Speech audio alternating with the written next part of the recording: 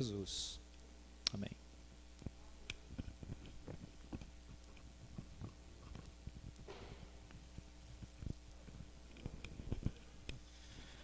Muito boa noite a todos mais uma vez. Muita alegria de estar aqui com os irmãos. Que a graça do Senhor, o Espírito Santo de Deus mova as palavras que aqui serão ditas, os nossos corações aqui essa noite. Assim como o Alex falou, né? Todo inverno, toda estação ela tem seu tempo, né? E glória a Deus que o inverno passou. E não coincidentemente, eu creio muito no agir, no trabalhar de Deus. Esse tema, fé admirável, a humildade e confiança do centurião em Jesus. Esse rico texto que nos traz a informação macro de que às vezes nem tudo é sobre o que nós mesmos vamos apresentar diante de Deus, mas o que outras pessoas podem interceder a Deus pelas nossas vidas. E eu já gostaria de pedir que você abrisse a sua Bíblia no livro de Lucas, capítulo 7. Nós vamos explorar uma história poderosa que nos ensina lições profundas sobre fé hoje, humildade e a verdadeira confiança em Deus. Lucas 7, do 1 ao 10. E o texto diz o seguinte: Tendo Jesus concluído todas as suas palavras dirigidas ao povo, entrou em Cafarnaum. E o servo de um centurião, a quem este muito estimava, estava doente, quase à morte. Tendo ouvido falar a respeito de Jesus, enviou-lhe alguns anciãos dos judeus, pedindo-lhe que viesse curar o seu servo. Estes, chegando-se a Jesus com instância, lhe suplicaram, dizendo: Ele é digno de que lhe faças isto, porque é amigo do nosso povo, e ele mesmo nos edificou a sinagoga. Então Jesus foi com eles, e já perto da casa, o centurião enviou-lhe amigos para lhe dizer: Senhor, não te incomodes, porque não sou digno de que entres na minha casa. Por isso, eu mesmo não me julguei digno de ir ter contigo. Porém, manda com uma palavra, e o meu rapaz será curado.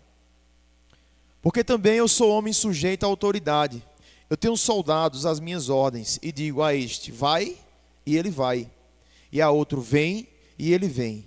E ao meu servo: faze isto, e ele o faz. Ouvidas estas palavras, admirou-se Jesus dele, e voltando-se para o povo que o acompanhava, disse: Afirmo-vos que nem mesmo em Israel achei fé como esta. E voltando para casa, os que foram enviados encontraram curado o servo. Oremos.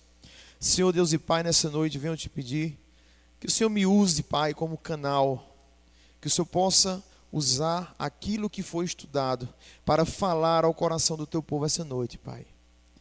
Assim como a fé e a humildade daquele centurião deixaram Jesus maravilhado, deixaram Jesus de fato naquele momento surpreso, Senhor.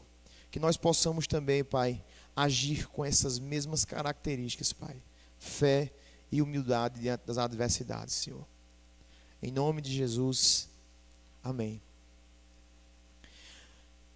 Nessa passagem de Lucas, nós vamos mergulhar, de fato, em uma passagem onde nós encontramos um personagem inesperado.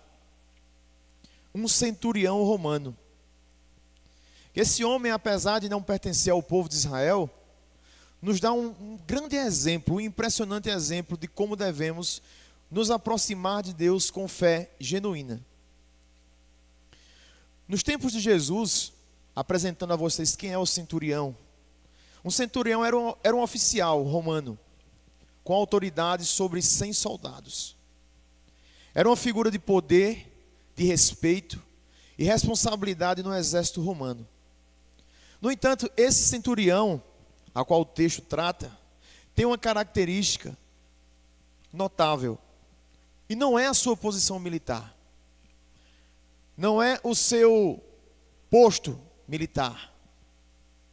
Mas sua postura de humildade e de fé diante de Jesus. O centurião de Cafarnaum, mesmo sendo um homem de grande autoridade, reconhece algo extraordinário em Jesus. Ele entende que a palavra de Jesus tem poder e confia completamente que com apenas uma palavra, Jesus pode curar seu servo doente. E como eu falei no início, na oração, essa fé é tão grande que o próprio Jesus fica admirado. E trazendo esse paralelo para a nossa vida, muitas das vezes nós, como um todo, nos valemos do posto que nós temos, daquilo que nós somos, daquilo que nós fazemos. E muitas vezes, não poucas vezes, o posto que nós ocupamos acaba, destrói, derruba totalmente a humildade que nós temos. E nós nos tornamos assim pessoas diferentes de Jesus. Pessoas completamente diferentes das características desse centurião. Você observa que o texto traz a informação sobre o centurião. As pessoas dão testemunhos acerca desse centurião. Se você ler no versículo 5 do capítulo 7, as pessoas que vão até a Jesus dizem o seguinte: porque é amigo do nosso povo, e ele mesmo nos edificou a sinagoga. As pessoas dão testemunho de humildade desse centurião. E eu gosto sempre de fazer o paralelo do texto, daquilo com que o texto diz, com aquilo que nós vivemos, com aquilo que eu vivo. Será que as pessoas têm de fato dado testemunho a nosso respeito? Dessa forma. Porque é amigo do nosso povo, ele mesmo nos edificou a sinagoga. E nós vamos refletir sobre a humildade e confiança desse centurião, que podem realmente transformar a nossa própria caminhada de fé. Vamos aprender o que significa realmente confiar na autoridade de Cristo. E como podemos aplicar essa fé inabalável em nossas vidas cotidianas? Porque na verdade, meus irmãos, muitas das vezes nós esquecemos o que é fé.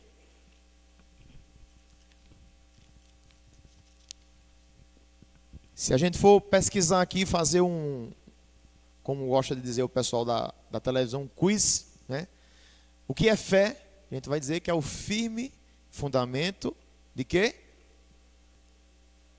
Das coisas e a certeza do que?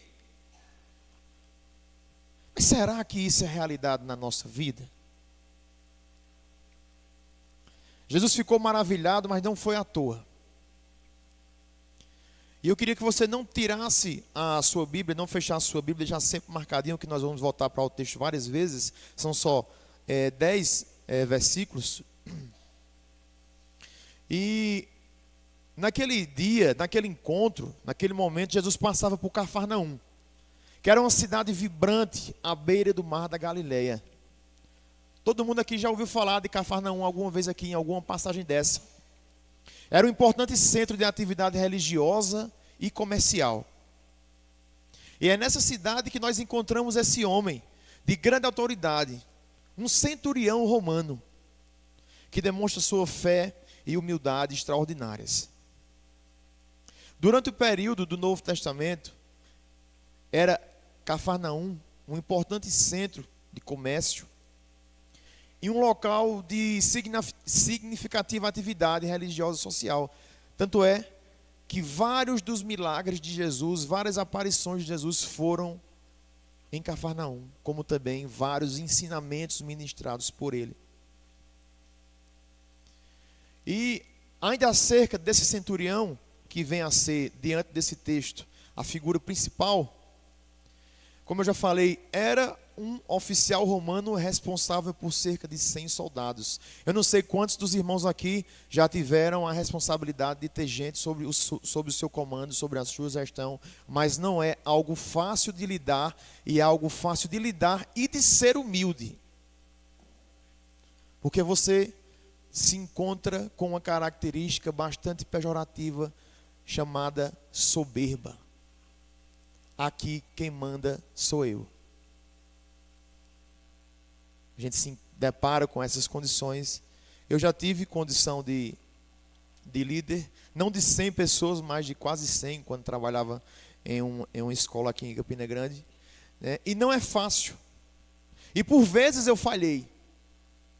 Por vezes eu tornei a soberba algo comum para a minha vida, diferentemente desse centurião. E eu sei que muitas vezes as pessoas não deram esse mesmo testemunho do versículo 5, de dizer: esse é amigo do nosso povo. Mesmo sendo líder, ele tinha respeito e admiração da comunidade local.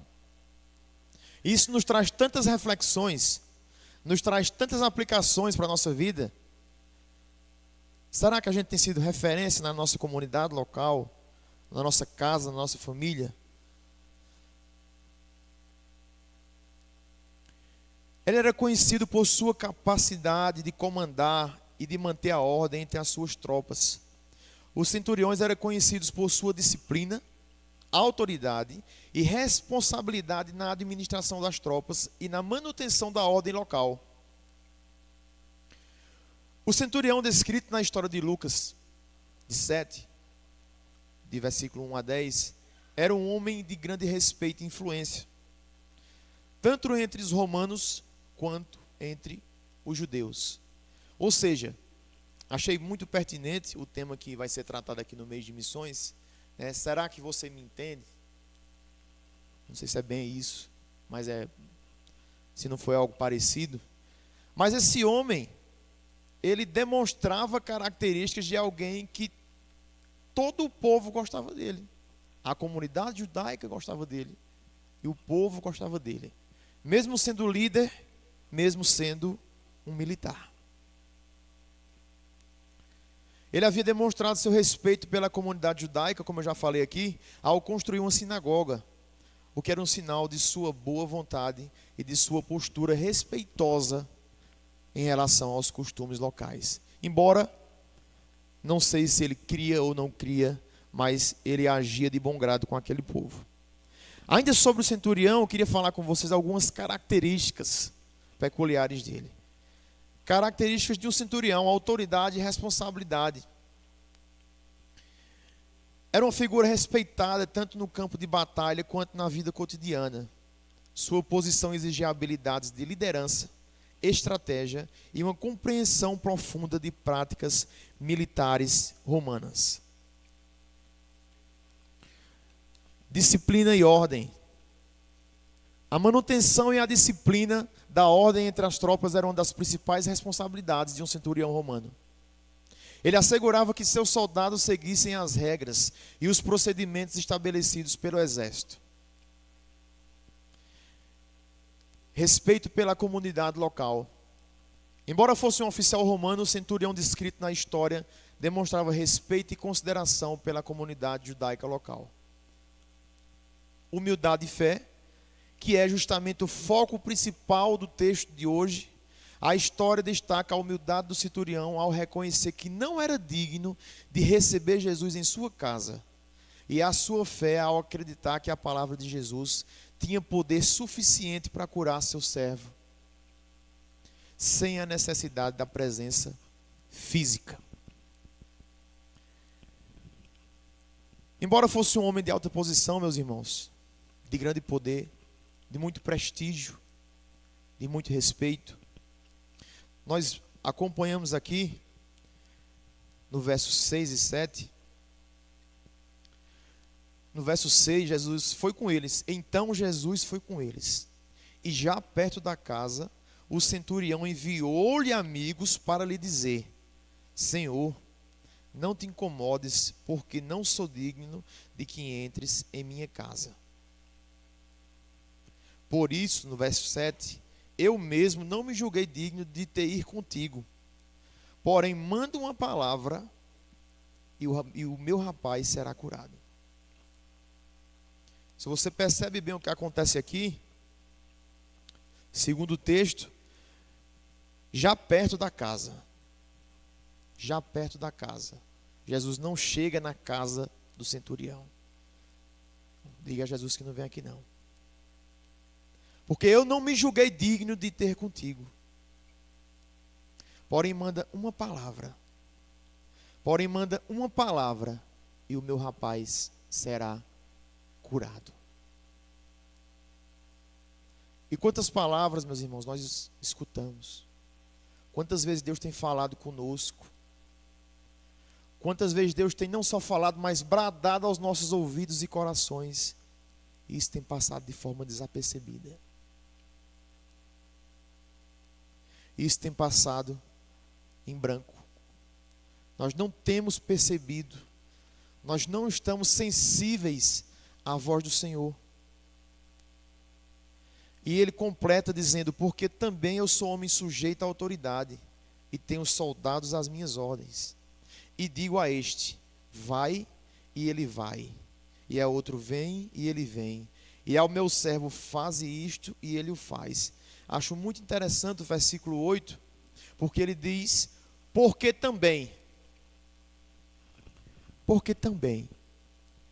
Se ele usa o termo também, é porque ele considera Jesus uma pessoa de autoridade. A história destaca a humildade do centurião ao reconhecer que não era digno de receber Jesus em sua casa.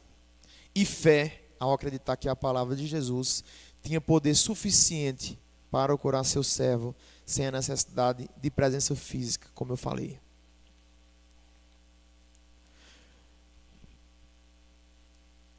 O centurião nos dá, só nesses primeiros versículos aqui, vários exemplos de como nós devemos agir enquanto líderes. E aqui eu não falo só líderes no nosso trabalho, mas líderes no nosso lar, líderes na igreja, líderes na comunidade local, aonde quer que seja que você exerça a sua liderança. A humildade é uma marca, ela é uma característica. Ela não é algo que pode ser vedada da vida do cristão. Aí você vai concordar comigo que é muito difícil você exercer humildade. Muito difícil.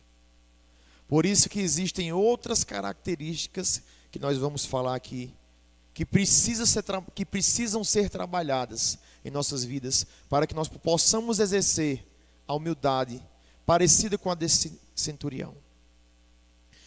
Jesus de Nazaré sempre será a figura central da história. E aqui o seu ministério estava em pleno andamento. Conhecido pelos seus ensinamentos, curas milagrosas naquela região e atos de compaixão, Jesus estava começando a ganhar autoridade espiritual e local. E em Cafarnaum, principalmente, ele realizava muito das suas obras. E a notícia de seus feitos se espalhava rapidamente, atraindo pessoas de diferentes origens e credos em busca de ajuda e cura. Dentre essas pessoas que procuravam Jesus, nem todas tinham fé, como nós vemos nos tempos de hoje. Há muitos curandeiros, há muitas pessoas promovendo e prometendo falsos milagres, falsas curas, falsas vidas e falsos momentos de sucesso. Jesus não era um desses. Na narrativa, o centurião romano, apesar de sua posição militar e autoridade, demonstra uma humildade e fé ao buscar a ajuda de Jesus para seu servo doente. A história destaca a interação entre a autoridade terrena do centurião e a autoridade divina de Jesus, revelando um encontro significativo entre essas duas esferas distintas, uma militar e outra espiritual. É interessante ver essa quase comunicação entre Jesus e o centurião, E aqui novamente eu quero fazer a contextualização com a nossa vida. Porque muito bem, Jesus estava na região do centurião.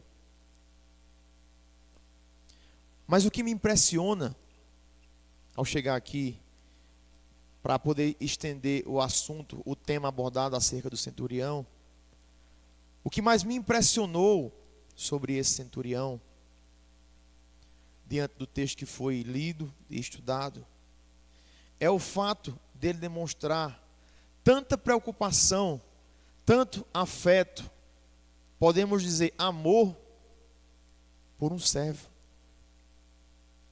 por uma pessoa.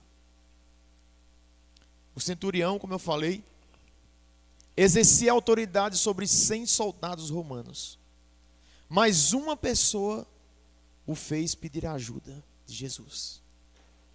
Uma pessoa. E aí eu quero voltar. Quando estava subindo aqui, a Alex estava falando sobre períodos de inverno, períodos de afastamento, períodos obscuros, negros das nossas vidas, que todos nós passamos, né?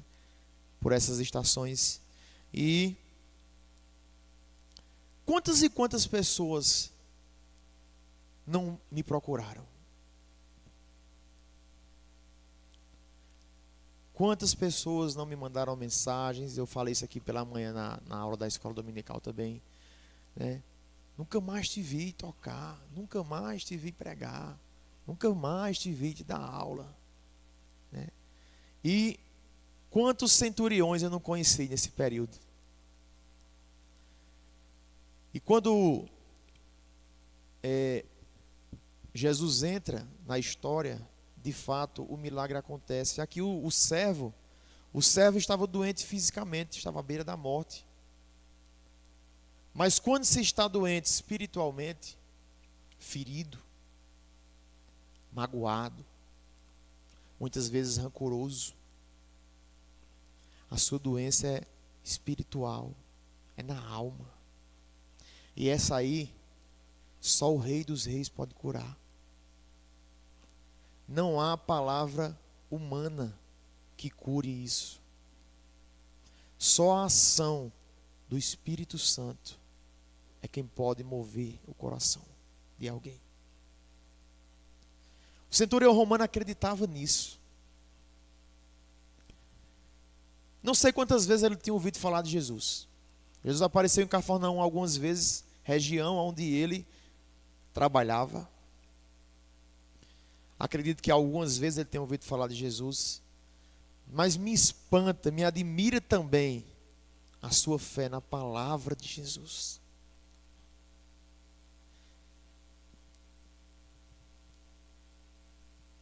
Versículo 7. Por isso mesmo eu não me julguei digno de ir ter contigo. Porém manda uma palavra e o meu rapaz será curado. Manda uma palavra e o rapaz será curado. Eu queria abrir aqui um espaço na apresentação no contexto do centurião.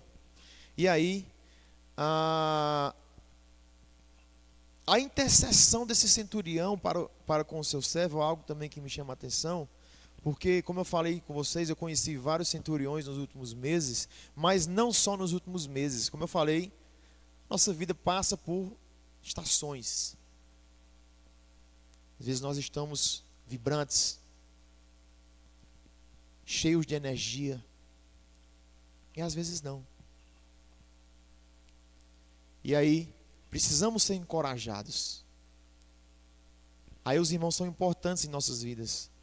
E aí eu, conversando com Paulinho ontem, como várias das nossas conversas, nem tudo sempre é sobre você e Jesus. Você já parou para pensar que o fato de você estar aqui hoje pode estar ligado à oração que alguém fez por você algum dia? O fato de eu estar aqui hoje, agora, nesse momento, pode não estar ligado a simplesmente a minha oração a Deus, mas a de vários irmãos e irmãs que oraram por mim.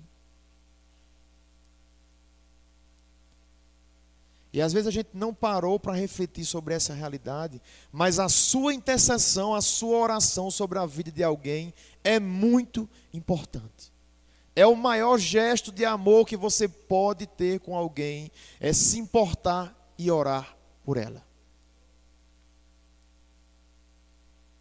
Ah, por que você diz isso? Porque eu vivi isso na prática. Então eu tenho autoridade para dizer isso. O maior gesto de amor por alguém é você parar, orar por ela, mandar uma mensagem, fazer uma ligação. Ligação hoje em dia é quase um sacrifício de amor, né?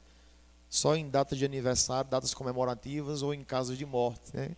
Liga para dar a notícia. Mas, brincadeiras à parte, se preocupe, irmão. A gente está falando de uma autoridade aqui. Centurião tinha 100 pessoas ao seu comando, mais o respeito da comunidade local, mais o respeito da comunidade que não era local. Mas ele se preocupou com um. E às vezes a gente tem deixado nosso irmão morrer aqui do nosso lado. Desculpa, mas não é isso aqui que a gente aprende com esse centurião e com esse servo. Não é essa a realidade. Não fala aqui exatamente. Mas se você conhece uma pessoa que está frágil, está fraca na fé, definhando, indo por outros caminhos, ao invés de dizer que é a causa perdida, ao invés de dizer que se foi há algum tempo, esfriou, não quer saber mais de nada, gaste tempo, ore, interceda. Voltando para a conversa com o Paulinho, gente, é uma das pessoas com que eu mais converso, né, ultimamente, na verdade há algum tempo, né, e a gente falava sobre a transferência. Eu comentava sobre esse texto com ele, sobre o que eu ia falar, e eu me lembrei, eu pedi inclusive autorização a ele para falar sobre isso. É algo pessoal. E eu lembrei dos momentos mais obscuros da vida do nosso irmão Felipe, que serviu aqui conosco tantos anos. Muita gente deve saber aqui dessa fase obscura da vida de Felipe, né? Mas o centurião estava lá. Uma mulher chamada Rossana. Segundo Paulinho, e eu acredito, ela nunca deixou de orar quando ele saía. Vou fazer a minha atribuição mais importante. Eu vou orar. E Felipe não se perdeu, não. Pelo contrário. Ele encontrou o caminho da maravilhosa graça, que você conheceu também. Então, quando a gente para e intercede por alguém, a gente não está perdendo nosso tempo. A gente está investindo nosso tempo para o reino. A gente está demonstrando amor e afeto pelo nosso irmão, preocupação. E aí eu vou falar agora do meu exemplo pessoal. Vou voltar lá para o passado. O ano era 1997.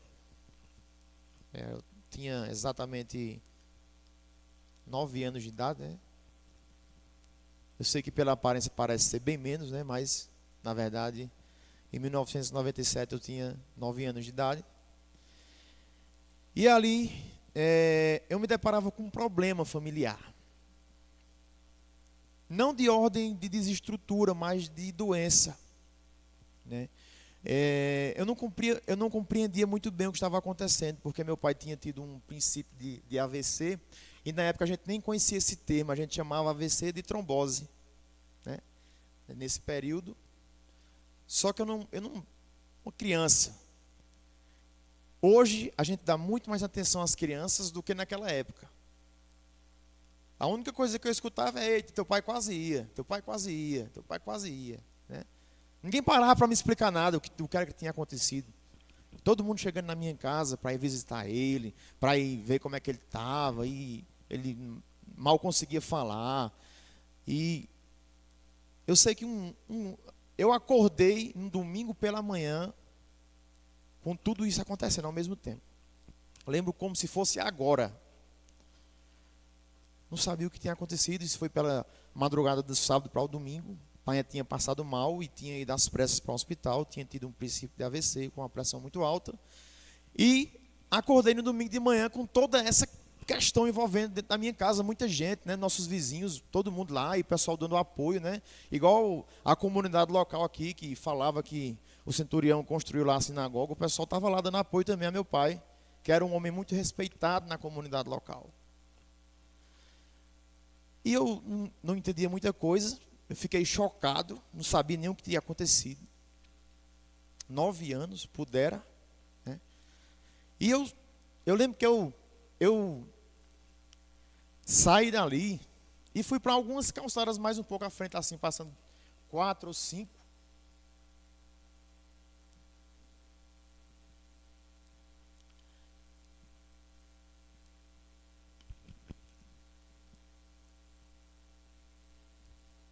Eu até citei isso em Catolé Zé Ferreira, né? O texto foi um pouco parecido e eu pude trazer esse exemplo também. E um homem, coincidentemente, um homem também da polícia, um militar,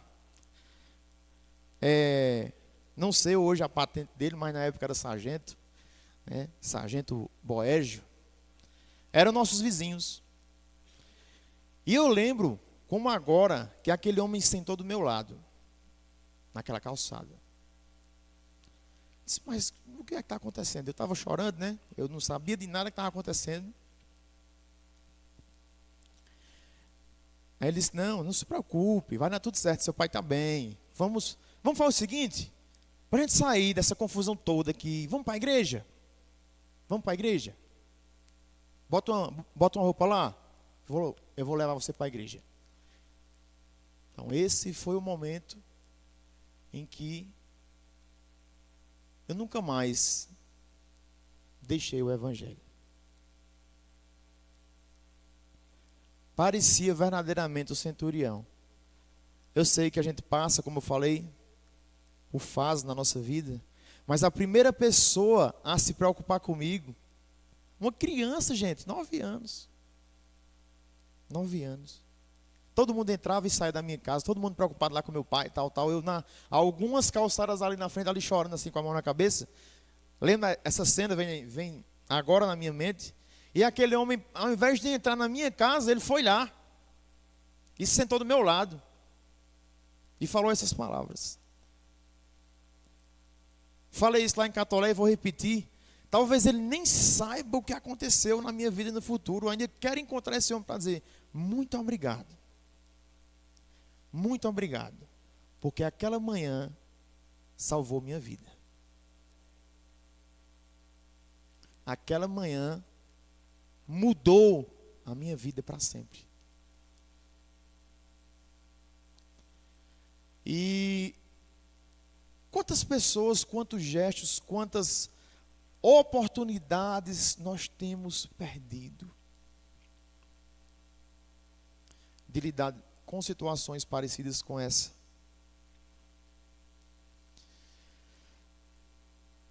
O centurião, voltando para o texto, expressa uma fé admirável ao afirmar, dize uma palavra e o meu servo será curado. Ele reconhece a autoridade de Jesus de uma maneira extraordinária, comparando a sua própria autoridade sobre os seus soldados. Diz uma palavra, porque o texto também diz, quando eu digo vai, ele vai. Quando eu digo vem, ele vem. Então ele diz, fala uma palavra só, e será suficiente. Porque eu confio na tua autoridade. O texto não diz isso, mas ele expressa isso no texto. E interessante, voltando para a minha história, eu fui o primeiro a ir para a igreja. Né? Depois foi o efeito cascata, né? Até esqueci de enfatizar isso. Acho que ele não imagina isso. Não pensa, não chega no pensamento dele que o que causou aquela atitude dele. Eram nossos vizinhos, era o sargento Boégio e Neide, né, duas pessoas muito queridas, que depois se mudaram daquela rua, mas pessoas muito especiais, e me lembro disso com muita felicidade, com muita alegria. Minha mãe conheceu o Evangelho a partir disso, desse momento, porque eu comecei a incentivá-los a ir para a igreja. Minha mãe, meu pai, dizia que achava bonitinho eu ir para a igreja com aquela idade, né? Botava a Bíblia debaixo do braço. Tão bonitinho ir para a igreja. Começaram a ir comigo. Depois meu irmão, depois minha irmã, depois todo mundo se achegou ao Evangelho. Por uma única e notável preocupação com uma criança de 9 anos. Quantos passaram pela minha frente e não me perceberam? Né? E voltando para o texto, essa fé é extraordinária, especialmente vindo de alguém que não era judeu. Jesus fica admirado e diz: digo-vos que nem ainda em Israel achei tanta fé. Esta é uma das poucas vezes em que Jesus se maravilha com a fé de alguém, destacando a singularidade da fé do cristão. E eu também conversava isso com Paulo e dizia: eu não me recordo agora de muitas vezes em que algum trecho diz que Jesus ficou maravilhado com a fé de alguém, inclusive dos seus próprios discípulos. Eu não me recordo de muitas vezes que isso aconteceu. Mas o texto diz que ele ficou admirado, ouvindo, versículo 9, estas palavras: admirou-se Jesus dele, e voltando-se para o povo que acompanhava, disse: afirmo-vos que nem mesmo em Israel achei fé como esta. A resposta de Jesus à fé do centurião é uma demonstração claríssima da sua autoridade divina. Jesus não precisava estar presente para curar o servo. Jesus também não precisa estar presente. Você não precisa que alguém faça uma oração forte, que um pastor faça uma oração forte. Não sei o que. Esse termo oração forte é bem conhecido no meu evangeliquez, né? A sua oração é suficiente. O que Deus precisa é de um coração quebrantado e fé. A palavra de Jesus é suficiente. Esse fato enfatiza a onipotência de Cristo, que tem poder sobre a doença, a distância e qualquer barreira física. Meu irmão, Jesus tem poder para curar a tua vida, hoje, agora. Jesus tem poder para curar a vida de alguém que você ora, hoje, agora.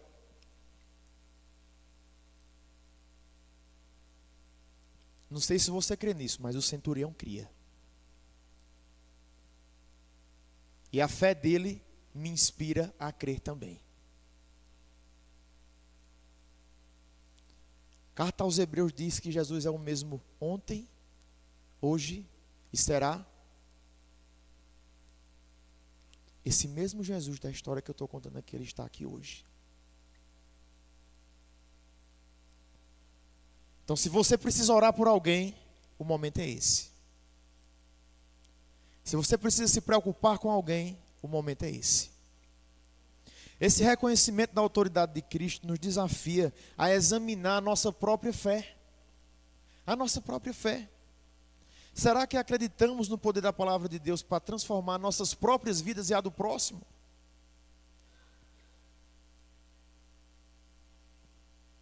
Será que confiamos, mesmo quando não podemos ver Jesus agindo, que sua palavra tem poder para mudar qualquer situação? Ou a gente quer resolver as coisas no braço, do nosso jeito?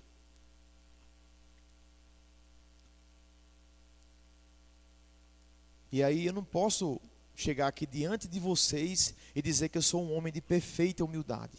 Longe disso, está aí minha esposa para dizer. A fé do centurião é algo que me inspira, que vai me inspirar. Porque, como eu falei, muitas das vezes a gente quer resolver nossas coisas do nosso próprio jeito. E a gente não confia na palavra de Jesus. A gente não confia naquilo que Jesus disse. Essa semana aconteceu também algo muito peculiar. Eu ganhei um presente de um amigo, de um cliente.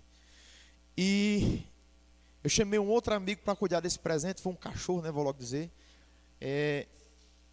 E a gente começou a conversar de tanta coisa. A gente começou a trocar tantos testemunhos, né? E sentado ali na mesa, ele fazendo o orçamento. Ainda bem que ele está, graças a Deus, o orçamento vai dar bem. O homem está crente agora, graças a Deus. Mas brincadeiras à parte, foi um momento tão edificante para mim, porque ali nós falávamos sobre pandemia. E sobre pandemia, ainda é muito difícil falar. É muito difícil falar sobre pandemia, né? E aí ele contou sua experiência. Ele disse: Helder, Deus me deu a chance de viver. Coincidentemente o nome dele também é Helder. Deus me deu a chance de viver 3 vezes. Eu só não fui para o hospital porque eu sabia que eu ia morrer lá. Então eu disse: eu prefiro morrer em casa. Vou morrer em casa. E eu não sabia que ele tinha conhecido o Evangelho. Eu não sabia. Até a gente entrar naquele assunto. Porque ele perguntou: e aí, como é que vão os negócios? Do jeito que Deus quer, né? Deus vai dando o pão nosso de cada dia. A gente vai agradecendo. Aí ele disse: tu é evangélico. Aí a gente começou a conversar, entrou no assunto. E aí ele começou a contar aquela experiência dele, né? Que sempre foi uma pessoa controlada, sempre foi uma pessoa que tinha suas finanças em dia. E para ele não ter o que fazer no dia, porque ele é um médico veterinário, né? Está terminando de se formar agora, mas é agrônomo. E não ter o que fazer, não ter como visitar a casa de alguém para ele, não ter trabalho, de, por exemplo, ganhar 5 mil e no outro mês não ter nada, nem o que comer, ou o que colocar em cima da mesa, foi algo que ele disse que destruiu primeiro a vida dele psicologicamente. Depois foi que ele teve Covid. Ele disse: o Covid foi para terminar de me enterrar. Então eu definhei, eu perdi mais de 30 quilos e contou toda a história, né? E depois pegou de novo, e depois pegou outra vez. Mas ele estava lá. Ele estava lá comigo. Porque ele confiou. E ele disse: Helder, a minha única esperança agora é em Jesus. Não é mais no trabalho que eu faço. Eu confiava muito no meu trabalho. Agora eu não confio. Eu confio que Jesus pode prover esse trabalho. Igual eu estou aqui agora conversando com você, eu nunca imaginei essa nossa conversa agora, hoje pela manhã. Está acontecendo. E aí também, em contrapartida, eu compartilhei um pouco da história nossa na pandemia, né? Para os irmãos que não me conhecem, eu estava até conversando com o pastor hoje pela manhã. A gente passa esse período assim, né? Metade da igreja hoje olha assim, fica olhando para ver se eu conheço ou não, né? Muita gente nova, graças a Deus, muita gente chegando. Fiquei muito feliz ao ver a sala de integração lotada pela manhã. Muito, muito feliz, de verdade. Eu tenho uma barbearia, né? E no período de pandemia, tinham 6 pessoas que trabalhavam comigo. E eu estava voltando de São Paulo em janeiro de 2020. E eu vi as primeiras notícias sobre isso. Eu disse: mas isso não vai dar em nada não. Cheguei em Campina. Em abril fecha tudo. Fecha tudo, é lei. E aí teve uma ajuda, né? R$600. Para complementar. Um negócio em que você se mantém daquilo que você produz e você não pode produzir mais. E tem pessoas que dependem daquilo ali. E a gente só ouvia as notícias. Morreram 1.000 na Itália. 2.000 não sei aonde. A onda vai chegar. A terceira onda. Era tanta onda que chegava. E a gente trabalhava aterrorizado. Eu não sei, meus irmãos, até hoje, quantas vezes eu contraí a Covid-19. Eu não sei. Se você me perguntar, e nenhum dos meus. Porque Deus protegeu a vida de cada um que ali comigo trabalhava. Foi difícil, Mas ninguém passou fome. Ninguém morreu também. A gente teve notícia de vários clientes que morreram. De várias pessoas que se foram. Mas Deus nos manteve ali. Porque Ele sabia o coração, o desejo de cada um, gente. Era só a defesa do nosso pão de cada dia. E o complemento maior, ainda disse a ele, eu tinha um filho recém-nascido nessa época. Heitor tinha acabado de nascer. O período que os negócios estavam em alta. Que a gente pensa, a hora do menino chegar é esse. Pandemia, fechei tudo, acabou. Acabou esse negócio, acabou-se tudo. Aí ele só dizia, eu só penso esse menino não conhecer nem as avós. Não vai ter tempo nem de conhecer as avós desse menino. E eu não sabia se ia para casa, se lá eu ficava. Quando começava a espirrar, ou quando tinha um esquentezinho, dava um comecinho de febre, eu não sabia se eu ia para casa, se eu dormia lá. E agora, estou ou não estou? Faço o teste, não faço? E aí foi esse dilema. Resumindo a história, eu sei que hoje era para, aos olhos humanos, era para esse negócio estar fechado. Aos olhos humanos, eu disse isso a ele. Era para esse negócio estar fechado.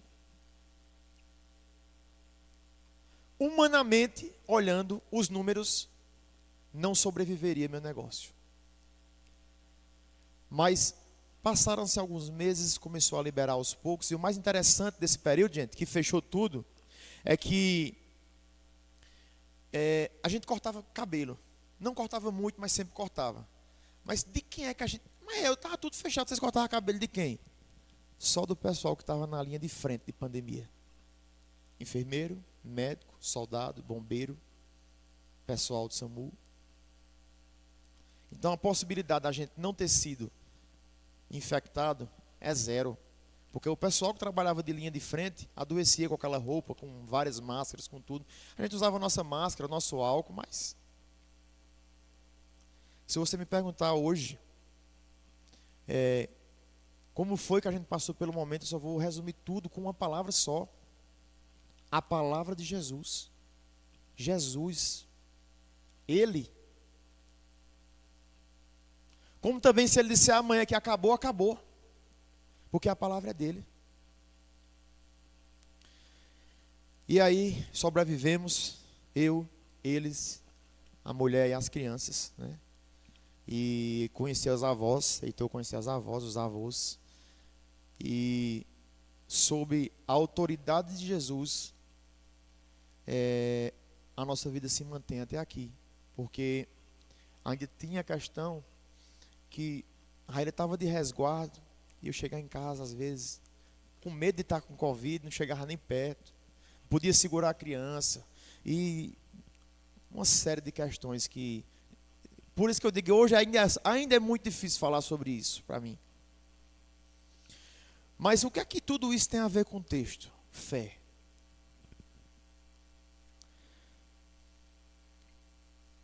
Caminhando aqui para o finalzinho, eu quero trazer 3 lições para nossas vidas. Humildade verdadeira. O centurião nos ensina que a verdadeira grandeza está na humildade. Mesmo sendo uma pessoa de autoridade, ela se colocou abaixo de Cristo, reconhecendo sua própria indignidade. Quando ele fala em dignidade, é lá no versículo 6, porque ele diz na parte B, eu não sou digno de que entres em minha casa. Devemos seguir seu exemplo, nos aproximando de Deus com um coração humilde. Então, meu amado irmão, você quer deixar Jesus admirado, maravilhado? Seja humilde. Dê exemplo de humildade. 2. A fé do centurião foi tão grande que a destacou como exemplar. Nós somos chamados a confiar em Cristo da mesma forma, crendo que a sua palavra é poderosa para agir em todas as áreas da nossa vida.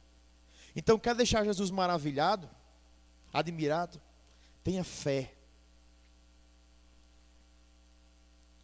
Assim como o centurião reconheceu, 3, a autoridade de Jesus, devemos viver com a consciência de que Cristo é soberano sobre tudo. E quando eu digo sobre tudo, é absolutamente. Absolutamente. Às vezes nós colocamos, e ainda conversando com o Paulinho sobre isso ontem, a gente estava conversando ontem sobre que a gente admirava a vida de algumas pessoas aqui da igreja, que pareciam não ter muitas posses, mas que demonstravam uma riqueza de vida que nos causava confronto pessoal, a ponto de dizer, a gente tem lutado tanto para buscar às vezes coisas, né? E a pessoa parece que não tem tanta coisa, mas tem tanto. Devemos aprender com isso. Devemos viver em obediência e em confiança sobre a sua autoridade. Lembre-se, a autoridade é de Jesus. Quando o centurião faz a exemplificação com a sua própria vida, dizendo que quando ele manda ir, a pessoa vai, quando manda vir, ele vem. E ele diz que Jesus é da mesma forma, uma só palavra. A história do centurião, já concluindo, em Lucas 7, é uma lição atemporal sobre fé. Como eu já disse, Jesus é imutável, onipresente e onipotente. Uma lição de humildade e uma lição sobre o poder de Cristo. Que possamos, como centurião, nos aproximar de Jesus com humildade, confiar plenamente em sua palavra, reconhecer sua autoridade em todas as áreas das nossas vidas. Assim, veremos o poder de Deus operando de maneiras extraordinárias nas circunstâncias mais desafiadoras. E eu gostaria novamente de cantar, queria chamar o pessoal da música, novamente com vocês para encerrar esse momento, sobre a maravilhosa graça. Porque também é disso que o texto traz a nossa lembrança. A maravilhosa graça do que Jesus fez. Sob a palavra de Jesus, aquele homem foi curado. E eu queria que no momento dessa música você ficasse de pé. Já pode ficar de pé agora. E se você conhece alguém, no momento desse cântico, eu queria que você fechasse seus olhos. Alguém que precisa de cura. Não estou falando apenas de cura física. Não estou falando apenas de cura física. Estou falando também de cura espiritual. Se você conhece alguém, ou se você é esse alguém, eu queria que você, no momento desse cântico, chegasse aqui à frente e cantasse conosco. Porque no final nós vamos orar por você.